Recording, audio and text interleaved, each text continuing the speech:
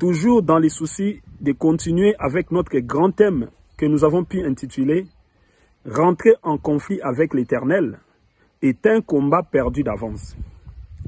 Et aujourd'hui, nous allons aborder un autre sous-thème que nous intitulons « Les mystères de l'iniquité ». Oui, mes frères, pour ceux-là qui nous suivent au travers de toutes nos vidéos, vous vous souviendrez que nous avons dit « Les livres de vie » est un livre qui contient la succession chronologique des événements qui devaient arriver jusqu'à la fin du temps. Et parmi tous ces éléments qui contient ces livres de vie, nous avons commencé par parler de l'enlèvement de l'Église. Et après l'enlèvement de l'Église, nous avons parlé de la période des grandes tribulations. Et aujourd'hui, mon frère, nous allons faire une petite marche en arrière, pour parler d'un sous-thème que nous aurions normalement dû aborder avant la période des grandes tribulations. Mais gloire à Dieu, il nous a fait grâce de nous ressaisir et nous voulons l'aborder aujourd'hui. Et notre sous-thème, nous l'intitulons les mystères de l'iniquité. Et pour les comprendre, je nous demande de prendre nos Bibles au livre des 2 Thessaloniciens, chapitre 2, du verset 6 à 8. Là, l'Éternel nous dit ceci, par l'apôtre Paul, bien sûr. Les mystères de l'iniquité est déjà à l'œuvre. Mais si la personne qui l'incarne ne se manifeste pas physiquement, c'est à cause de la présence de l'Église soutenue par le Saint-Esprit. Mais une fois que l'Église serait enlevée, c'est alors que l'Antichrist qui incarne les mystères de l'iniquité apparaîtra physiquement. Oui, mon frère, je crois que quand nous parlons du mystère de l'iniquité, nous voulons simplement nous faire comprendre que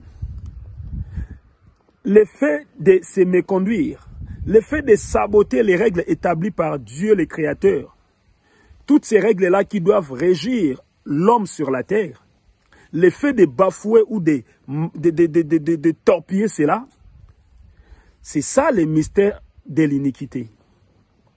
Et mon frère, ma soeur, nous devons savoir que le mystère de l'iniquité a déjà commencé depuis la mort et la résurrection du Christ à la croix.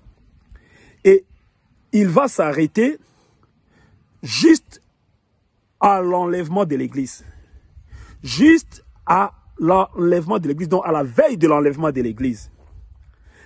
À ce qui n'est pas, à ne pas confondre avec la période des grandes tribulations. Parce qu'il y a une confusion là-dessus. Parce que la période des grandes tribulations et les mystères de l'iniquité sont séparés par l'enlèvement de l'Église. Donc, avant que l'Église soit enlevée, le monde doit subir les mystères de l'iniquité. Donc, tous ces mâles que nous voyons dans le monde, les femmes qui se marient entre elles, les hommes qui se marient entre eux, les hommes qui couchent avec les animaux, la zoophilie, les guerres qui sévissent partout, des différentes maladies incurables. Les désirs de l'homme n'est tourné que vers le mal, on ne sait plus faire le bien. Le mal accroît au jour le jour dans le monde. Mon frère, ça c'est, en fait, si vous voulez, le début de la période des grandes tribulations. Mon frère, ça c'est ce qu'on appelle les mystères de l'iniquité. Donc l'esprit de l'Antichrist, tellement il ne peut pas apparaître avant l'enlèvement de l'Église, mais il agit quand même au travers de son esprit. Il pousse des gens à faire le mal. Il pousse les gens à marcher en contradiction totale avec la parole de Dieu, à faire des choses abominables, en attendant d'apparaître lui-même après l'enlèvement de l'Église pour accomplir cela. C'est ça le mystère de l'iniquité. Je me rappellerai même en 2020 quand le Covid avait frappé le monde entier. Les uns et les autres disaient que soit c'est la fin du monde, pour les autres c'était la punition de l'Éternel. Oui mon frère, j'ai fait partie de ceux-là que Dieu avait fait grâce de comprendre que nous étions simplement en train de traverser les mystères de l'iniquité. L'Antichrist voulait agir L'Antichrist qui est le pion du diable, le pion central du diable après l'enlèvement de l'Église. Il voulait juste déjà détruire l'humanité par ses fléaux. Mais gloire à Dieu, tellement l'Église n'est pas encore enlevée. Aujourd'hui, le Covid est banalisé et neutralisé. On ne parle plus du Covid comme c'était en 2020. Oui, mon frère, j'ai voulu faire cette parenthèse pour expliquer au monde que le mystère de l'iniquité avait déjà commencé depuis la mort et la résurrection du Christ. Et ça va s'arrêter juste à la veille de l'enlèvement de l'Église. Donc, depuis la mort et la résurrection du Christ, jusqu'à la veille de l'enlèvement de l'Église, le mal va accroître dans le monde. Nous allons vivre des situations tellement abominables. Comprenez, c'est normal, c'est le mystère de l'iniquité. Voilà pourquoi l'apôtre Paul dira, le mystère de l'iniquité agit déjà, mais sauf que l'Église les retient d'apparaître physiquement.